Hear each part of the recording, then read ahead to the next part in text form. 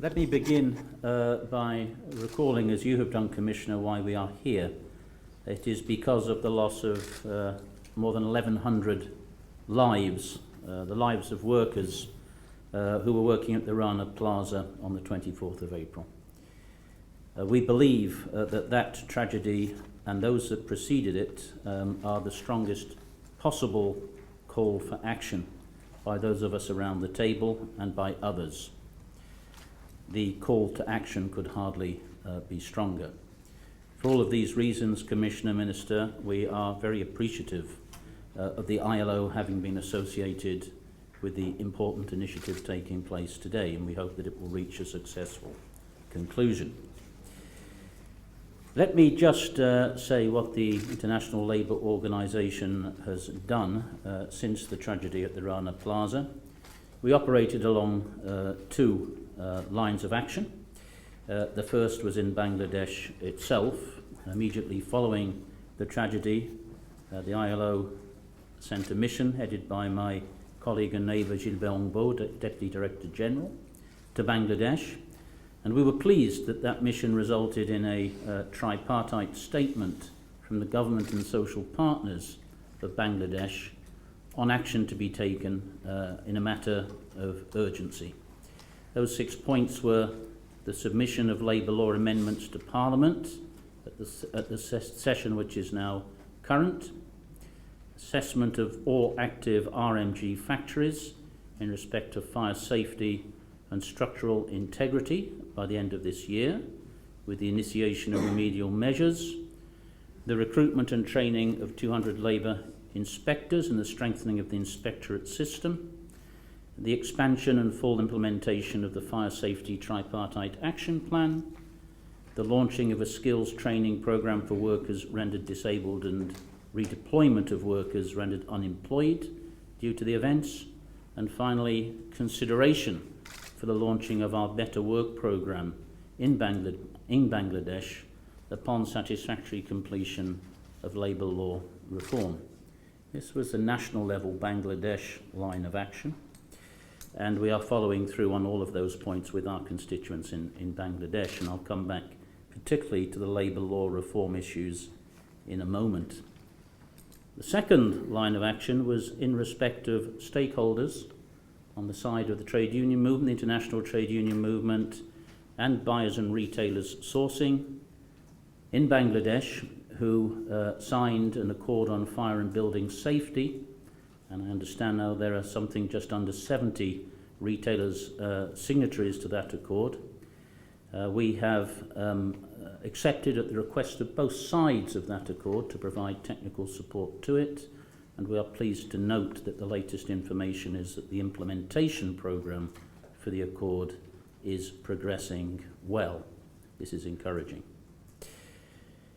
In respect of labour reform, labour legislation reform, I think it important to underline that it is a matter of fundamental importance to the action that we need to all participate in, that labour legislation in Bangladesh is brought into line with ILO standards, particularly as they relate to fundamental rights and more specifically as they relate to freedom of association and the right to collective bargaining.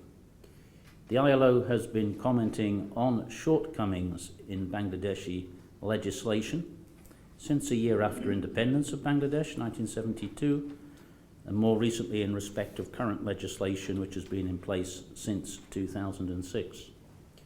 The recent International Labour Conference held what I thought was a very positive discussion, positive interaction with the government of Bangladesh and other actors in respect of the measures which are required to bring the relevant legislation into conformity with ILO standards. There can be no doubt in anybody's mind about the action required, and we hope very, very much that the legislation currently under consideration will meet those needs.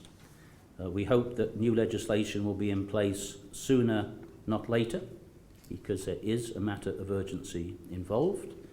And we are also conscious of the need, particularly conscious of the need, to ensure that legislation is such as to bring the export processing zones currently outside the framework of general labour law within the framework of general legislation which does meet ILO conventions. The International Labour Conference, in discussing these matters in June, took the unusual step of asking me to present to our governing body in the course of 2014 a report on developments which will enable us to trace and to track faster than usual, I would say, the progress made in these important regards. The call today, ladies and gentlemen, is to sustain our involvement and engagement with Bangladesh, and I can assure all present that the ILO will, within its means, certainly do that. As I've indicated, I believe that our means of action and our areas of action are varied. We do, as the Minister has just said, treat this action very much as an action in the framework of cooperation. I think it will take all parties around the table, be they governmental, or be they from labour, or be they from the employer community, to bring their efforts together. I think we do not wish to see a fragmentation of effort. We do not wish to see such diversity of initiatives that we fall into the trap of a lack of coherence, and so the extent to which we can, as a draft compact urges us to do, unite our efforts in a single coherent endeavour will certainly be to the advantage of all concerned. Thank you, Commissioner.